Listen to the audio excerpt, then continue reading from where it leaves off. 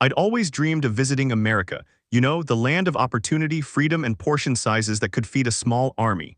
I'd watched all the films from Friends to The Office, US, and I thought, how different can it really be? Spoiler very. My week in the USA was the most awkward, socially confusing, and unintentionally hilarious experience of my life.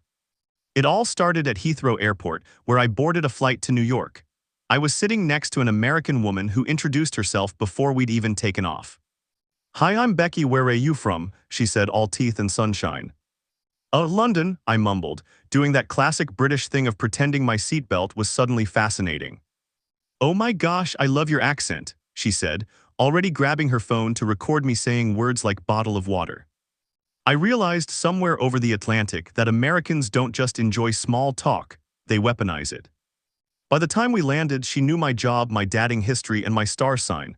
I knew her dog's birthday. Day 1, the tip traps. My first mission in America was to get coffee. I walked into a cafe that looked like it had been designed by Pinterest. Exposed brick, plants, hipster baristas with beanies in July. I ordered a black coffee, and when I went to pay, the screen spun around and asked, "Add a tip." Now in the UK, tipping for coffee is like applauding someone for breathing. But in America, apparently it's mandatory. The options were 15%, 20%, 25%, or custom. There was no tip button, just guilt. The barista was staring at me, the people behind me were staring at me, even the coffee machine seemed to hiss judgment. So I panicked and tipped 25%. For a $4 coffee. The barista smiled like I'd just funded her college tuition. I smiled back like I'd made a huge mistake. And just when I thought the humiliation was over, she said, "Name for the orders." "The Olivers." She nodded. 5 minutes later, I hear, "Ollie, your coffee's ready." I'd been renamed. Day 2, grocery store anxiety. Next stop, groceries. You know how British supermarkets are quiet, efficient, and filled with people pretending not to exist? Well, American supermarkets are basically social festivals.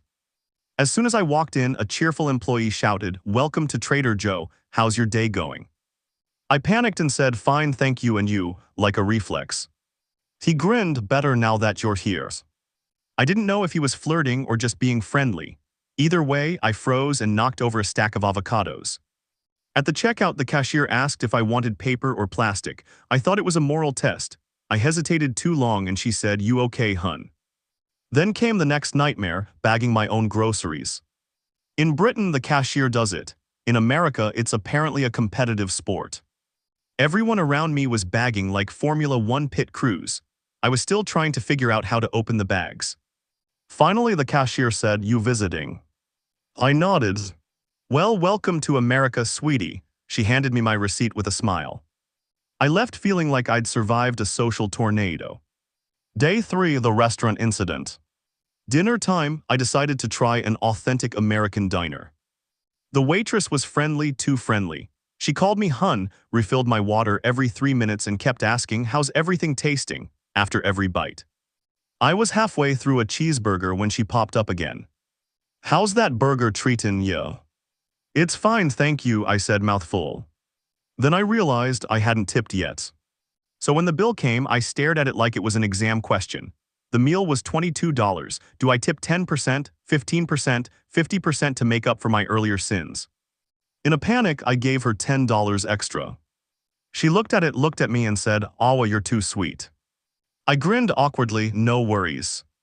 But then I realized I'd accidentally tipped her twice because I'd also clicked 20% tip on the card machine. That waitress probably went home thinking I was a millionaire or a moron. Both are accurate. Day 4, the gym catastrophe. By the 4th day, I decided to fit in, so I joined a local gym. Now British gyms are silent temples of self-loathing. No one speaks. You nod, grunt, and leave. American gyms, however, are social clubs. The moment I stepped in, a guy with arms the size of my torso shouted, "Hey bro, you new here?" "Oh yeah," I said. "Welcome man, I'm Chad." Of course he was. He high-fived me so hard my shoulder cracked. "Let's hit some sets, brother." I wasn't planning to hit anything. I just wanted to lightly jog and leave unnoticed. But before I knew it, I was in the middle of a spotting session with Chad yelling, "Push, bro, push." while I nearly died under a barbell. When I finally finished, dripping in regret, he slapped my back and said, "Good hustle, Ollie." Then, and I swear this is true, he said, "You coming to Zumba later?" I didn't even know what a Zumba was, but apparently I was committed now. Day 5, the drive-thru disaster. I wanted to try a classic American experience, drive-thru fast food. The problem, I'd rented an American car, a massive one. It was like driving a sofa with wheels. I pulled up to the speaker and a voice crackled, "Welcome to Taco Bell, what can I get ya?" Now British drive-thru workers mumble quietly. Americans, they sound like they're hosting a game show. "Hello, you want to try our new cheesy gordita crunch combo?" I froze, yes. "Which drink?" "The Coke." "Regular or large?" "Regulars." "Okay, hun, that's a large Coke, one crunch combo, pull around." I didn't argue. I tried to pull forward but misjudged the curve and lightly tapped the plastic cone. The staff inside all saw it. One guy clapped. I wanted to die. When I reached the window, the girl said, "Don't worry, hun, happens all the time." It doesn't. Day 6, the American party. That night I got invited to a small get-together by a girl I met at the cafe. In British terms, that means 5 people awkwardly sipping drinks and leaving by 10. In America, small get-together means 50 people, music blasting, someone grilling meat, and a guy named Tyler doing backflips into a pool. I walked in and instantly became the British guy. Everyone wanted me to say something in British. One girl said, "Oh my God, say Harry Potter." "Harry Potter," I said. She screamed like I'd just summoned him. Then came the drinking games. Americans don't just drink, they compete. There were red cups, loud chants, and a guy with a cowboy hat explaining the rules of beer pong like it was a sacred ritual. When it was my turn, I missed every shot, literally every single one. "Come on, Brit boy, you gotta rep the queen," someone shouted. "She's dead," I said. Awkward silence. Then someone yelled, "Long live the king," and we all cheered again, crisis averted.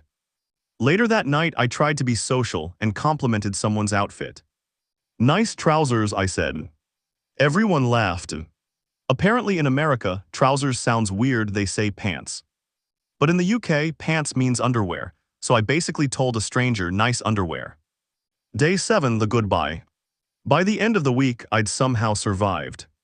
I tipped too much, talked too little, and sweated through multiple social interactions.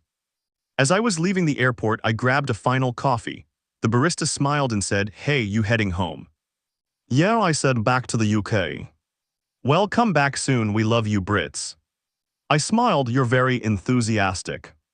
She laughed, "You're very polite." Fair trade, I suppose. When I sat on the plane, I realized something. Americans might be loud, overly friendly, and terrifyingly confident, but they're also the most welcoming people I've ever met.